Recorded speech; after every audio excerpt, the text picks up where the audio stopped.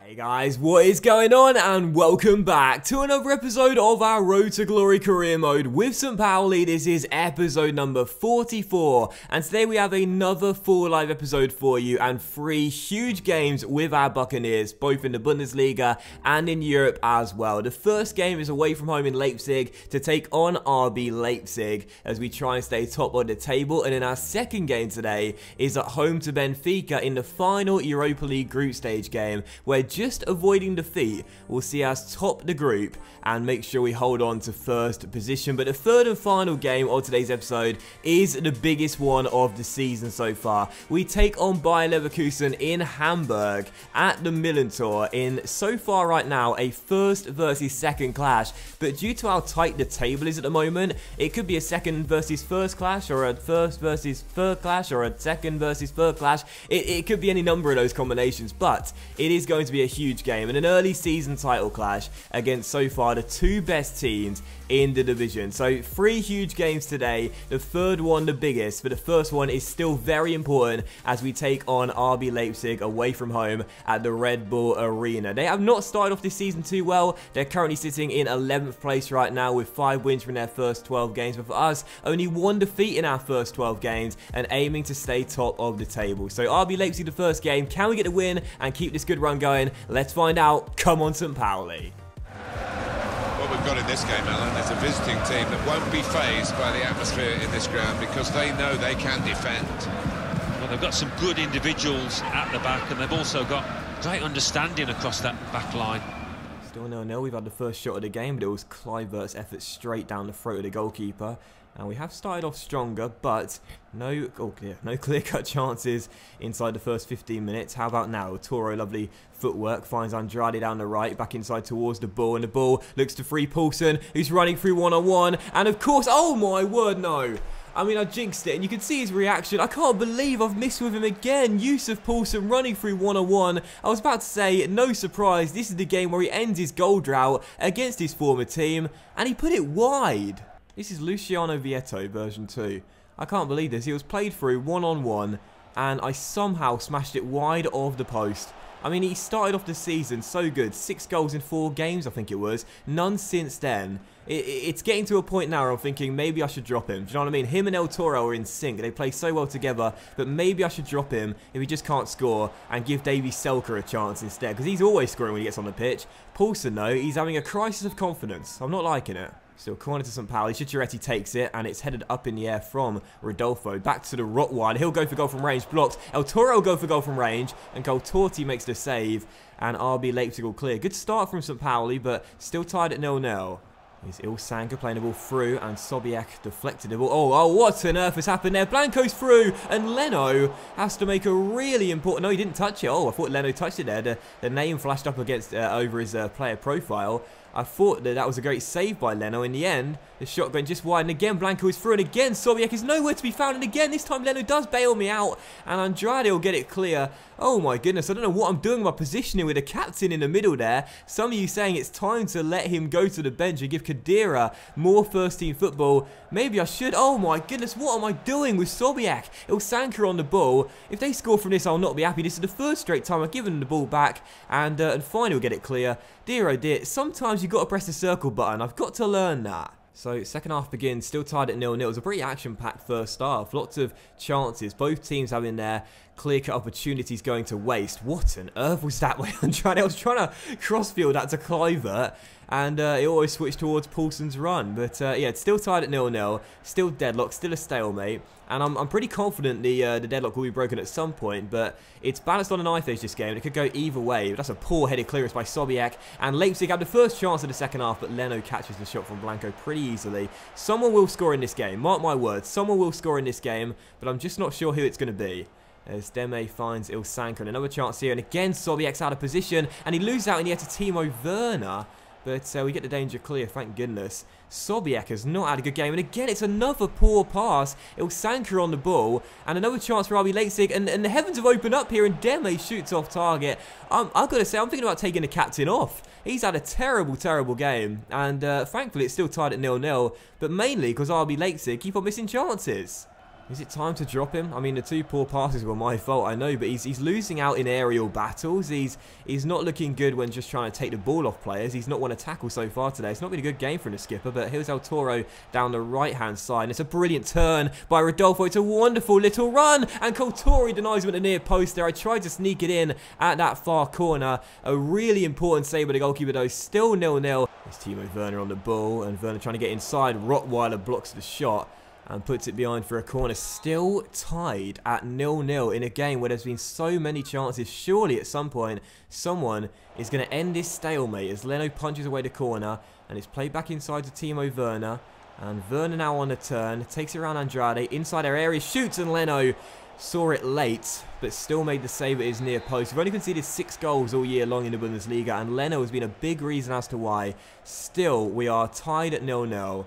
And well, I said someone's definitely going to score. Maybe not. Maybe this game is going to finish 0-0 despite all the chances. However, right on cue is a chance here with Kluivert releasing Andrade, and the speedster, the Brazilian, is in the Leipzig area, and he tries to go for goal, and Coltori just about smothered his body at the feet of Victor Andrade, made the save. Still 0-0. This is crazy. One late chance for Leipzig to win the game. 4 minutes of normal time remaining. Deme finds Forsberg, the Swede, down the left-hand side. Turns Victor Andrade. Can he cross the ball into the centre? Still Forsberg on the ball. Still Forsberg doesn't want to cross. Instead of playing inside to Young. Oh, and it's gone in. And Leipzig have won the game with just over 2 minutes to go. And we are going to taste defeat for the 2nd time this season in the league. Forsberg's fancy footwork had Valena and Andrade guessing. I thought he was going to cross. He didn't. He rolled it inside. And a brilliant first-time finish from the number 30 goes past Leno and right into the bottom corner. Leipzig 1, St. Pauli 0. A huge defeat for us and a big win for the hosts.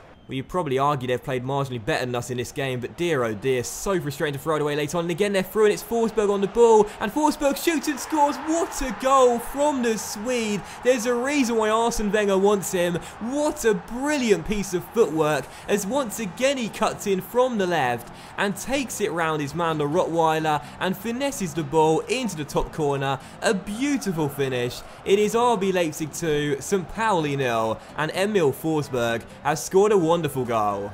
What a huge win for the hosts. RB Leipzig beat us at the Red Bull Arena, and for us, we failed to score for just, I think, the 2nd time this year in the Bundesliga. Both of our defeats have came where we failed to score. That tells the story, really, but Forsberg tore me apart towards the end of the game. What a fantastic goal, too.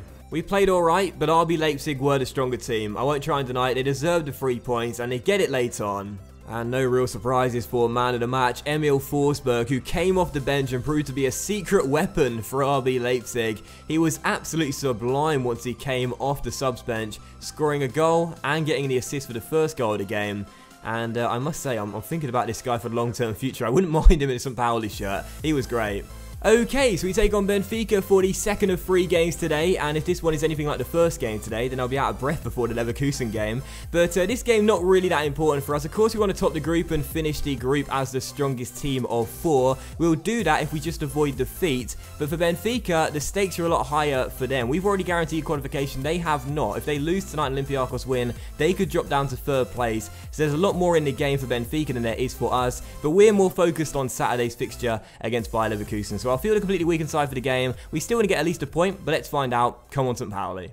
So this game not really starting off at the frenetic pace that the RB Leipzig game did, which is good for me because I can catch my breath a little bit better. But here is Mitroglou, the Greece striker, on the ball. Kera makes the tackle though and gives it back to Sebastian Hon, starting for the first time tonight in a St. Pauli green. Oh my goodness gracious me. Mitroglou drills it across to Oh well, he is starting for the first time tonight, and what a decision to put him in. Justin Bijlo conceded a bit of a sloppy goal against the Danish side, Nordsjælland, and how about that for a first save from Sebastian Horn, the potential to be special free agent goalkeeper. Brilliant save there, and he keeps the score at 0-0 with a fabulous stop. It's Feisha for Benfica through towards Jonas, and the shot comes in, but it goes harmlessly wide. This has been a very poor game. Nordsjælland are beating Olympiacos at half-time by a goal to 0, so Benfica know now they're qualified, they're done, they're finishing at least in 2nd place. But neither side is really that bothered about top spot, hence why we've got such a flat tedious game so far. Still tied at 0-0. I don't really care that much. Like I said, we've qualified. That was the most important thing. But there's been no chance for us until now. Zhang Yuning takes his time and finesses the ball past Edison and into the back of the net. St. Pauli 1, Benfica 0, and right on cue, the anti-jinx in full effect. We take the lead of our first chance, our first shot on target, and we get our first goal. Zhang played forward, takes his time, stops the ball, waits for the red shirt to run around him, and finesses it past the Brazilian into the back of the net. 1-0 St. Pauli, and Zhang's got his second of the group. Here's Pizzi inside to Zivkovic, and now Grimaldo, the Spanish left-back who scored against us in Portugal. The equalising goal for Benfica, crosses to the middle. Ho-Hu does well. It'll come to Almeida, through towards Carlos Ponk, inside to Zé Gomez, and the shot comes in and hits the bar from Almeida. He follows up his miss, but so does Sebastian Horn, with a really acrobatic save to catch the ball, prevent it from crossing the line, and keep it at 1-0. He's had a great debut. A late chance for Benfica to get an equalising goal, but out comes Horn to claim it well. He's had a really solid debut, and that'll do it as well. Final score, St. Pauli 1, Benfica 0. The backup brigade get the job done, see us return to winning ways, and I cannot believe that. I did not think that was going to happen tonight, to say the very least. But we are through. We qualify as group winners as well. 1-0 the final score. A clean sheet for Hon in his debut as well, and Zhang scoring the only goal of the game. After the thriller at the Red Bull Arena, this was a bit of a letdown, this game. Not really much to report, but to be honest, I don't really mind that much. We got the job done. We are through as group winners. And it's a pretty difficult man to match because no one played especially well, but Tylo Kehrer defended really well for us. He might be ready to step into the first team as well. Sobiak is going to be dropped to the resis. He'll probably go on the bench and Khedira in the first team, but also Sebastian Horn played quite well in his debut as well. One fantastic save in the first half and also one towards the end of the game as well. So a shared man to match between Horn and Kehrer. They helped us get the clean sheet and get the 3 points as we go through as group winners. And as Nord Ceylan beat Olympiacos on the final game, it means St. Pauli and Benfica finish top and second place respectively, and this is the final group table. In the end, it was not actually as tough of a group as I was thinking it would be. I thought this was going to be a really hard one to get out of, but to be honest, we started off strong.